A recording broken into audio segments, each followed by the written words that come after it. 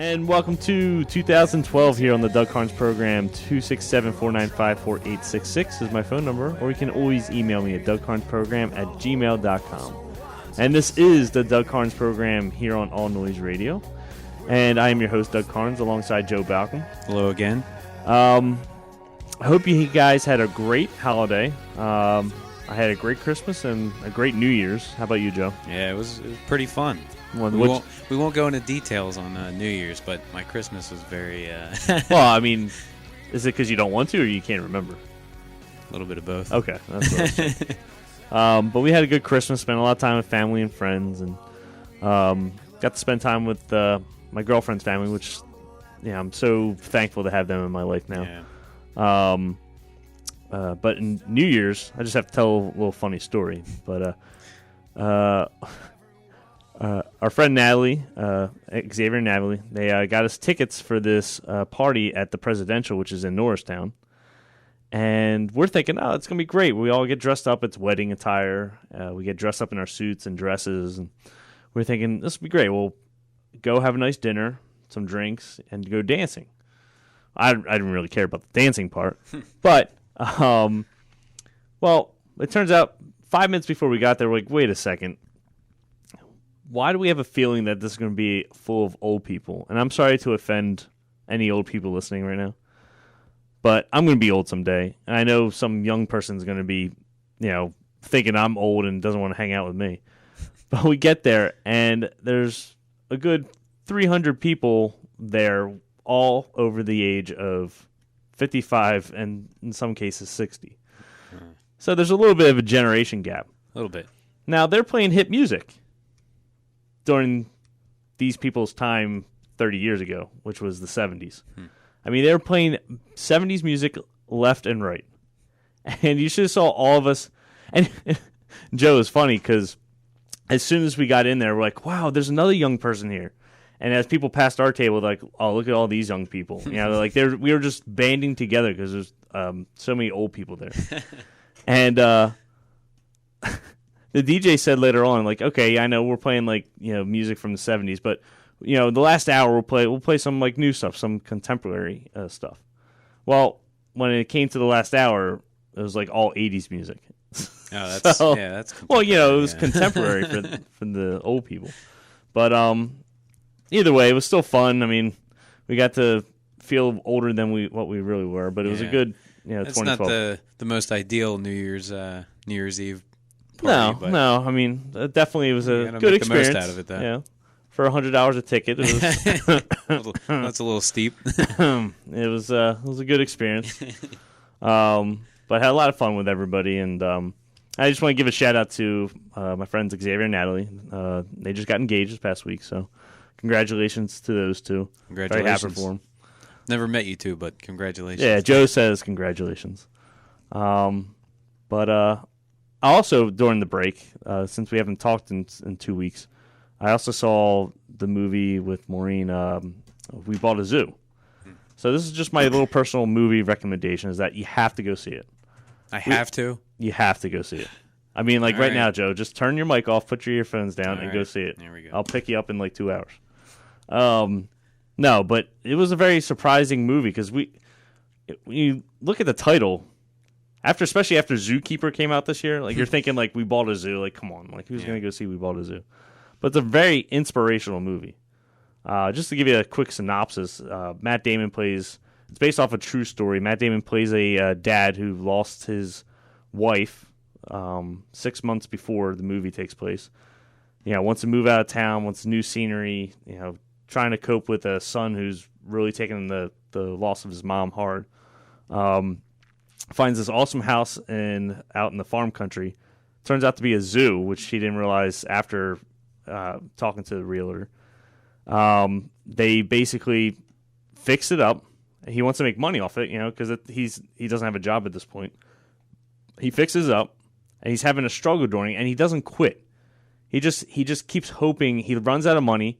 Turns out that his wife left him $86,000 in investments, which he had no idea about. It was almost like she was helping him along during the whole journey. It was just very emotional. As people know, I'm a crier, so I teared up at least 3 times during the movie. But it was very good. I recommend you go out and see it this weekend, the weekend after, because it's definitely one of those I'm going to buy and keep for forever. You know. Yeah. So, all right. Well, anyways, on to the real news. This show, I like to say, is going to be dedicated to a Mr. AJ Bruckner. He knows who he is. He's out there listening, hopefully right now. If not, then Hopefully shame on he you. knows who he is. Yeah, hopefully. But he's a huge Ron Paul supporter, which I support everything he believes in pretty much, except for maybe two things. I like everything he says, except for when it comes to foreign policy.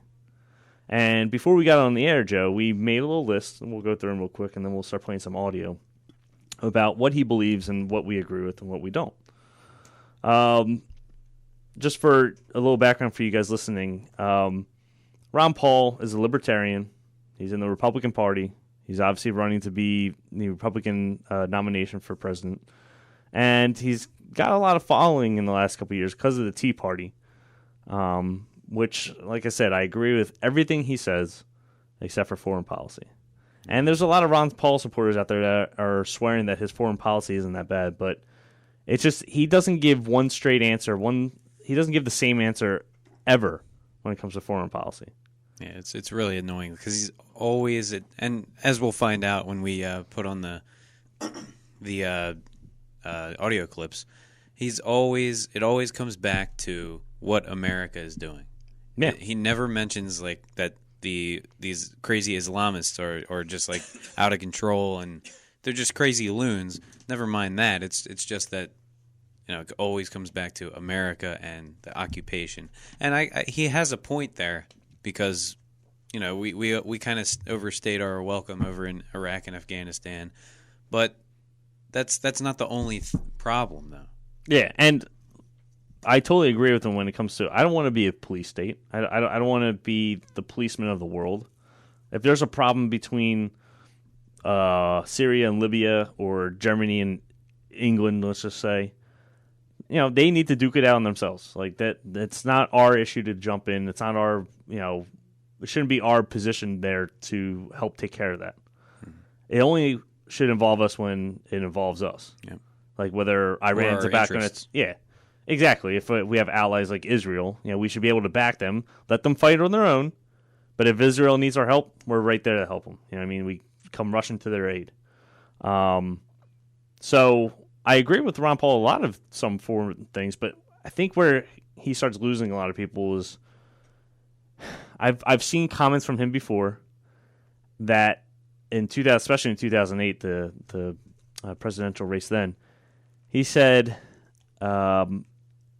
we should not strike anybody unless we're attacked upon first. I hate that. I Like hate the that reactive approach. Yeah, that makes We have to be proactive. so we should let thousands of citizens die. Yeah, and then before we do something. It's like just you're heading 60 miles an hour into a wall and not really trying to do anything until you're right about to hit the wall. Yeah, you're just about to hit the wall. You're like, I probably should apply the brakes now. Yeah, and then you're dead. That's little Ronnie Paul there. Ronnie Paul. But you just can't. Our whole goal was to protect every single American. Like they're not. Nobody's at expense, and this is where I think we start to disagree with them. Because all right, let's just go down the list real quick. All right, Joe. He believes that we should end the Fed. End the Fed. Yes, we both said we agree with that. Because the Fed, in nature, is very unconstitutional. They are a public entity that we have no overseeing power of. They basically can print as much money as they want, lend as much money out as they want, lend to other countries without even getting permission from Congress or anybody. So they are totally unconstitutional. I believe we should end the Fed. Next on the list is end the EPA. End the EPA. They do nothing but cause nothing but stress, regulations and more stress on the economy. It just chokes businesses. Yeah. I mean, look at the cap and trade system that they want to put into place. Basically, it says, all right, I work for a tire company. We deliver tires.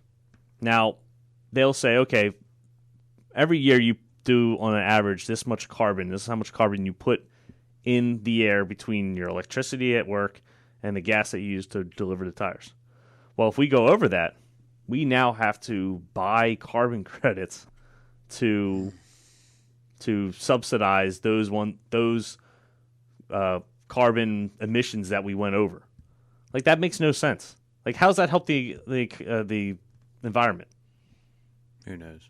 Like, us spending more money doesn't help the environment.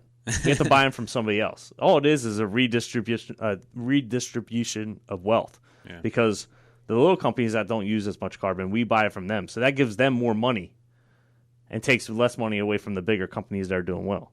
Yeah, That's all that is. is. Another one of those liberal ideas. You know, it kind of sounds good on paper, but once you actually put it into that's motion, all it is. That's all it is. It kills businesses. All right, end the Department of Education. End it.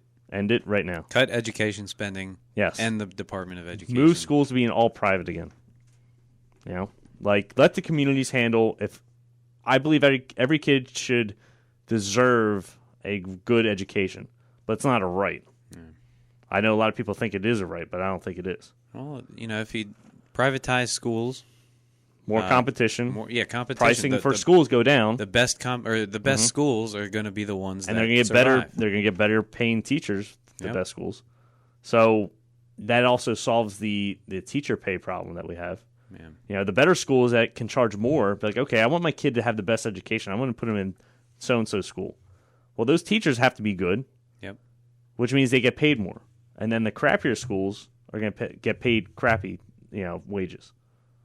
So, I mean, it's the free market working. Free market works everywhere, honestly. Even I think it would work in the military, but that's a whole different topic for a whole different show. Yeah. All right. He also believes in end all entitlements. Now, this is where we kind of got a little shaky because, one day I would like to see where nobody needs entitlements, but a lot of people need entitlements right now.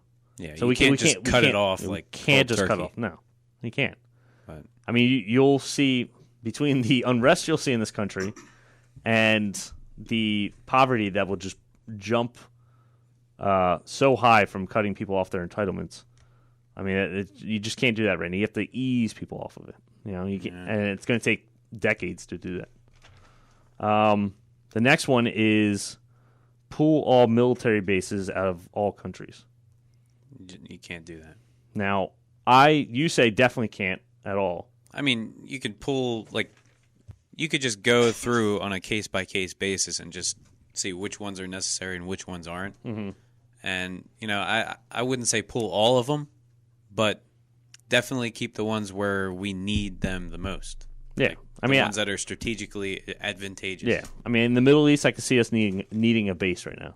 Yeah. Now, maybe in years, the Middle East will calm down someday and we won't need a base there. I don't see that. Yeah, exactly. But I'm saying that's when we need a base, is if there's somebody that's coming against us, like Iran, and we kind of need a presence there, Yeah, well, we definitely have to keep a foothold, like, in different parts of the world. Yeah. We can't just leave and then just come back whenever we need to. Exactly. All right, we're up against a hard break. We'll be right back after this.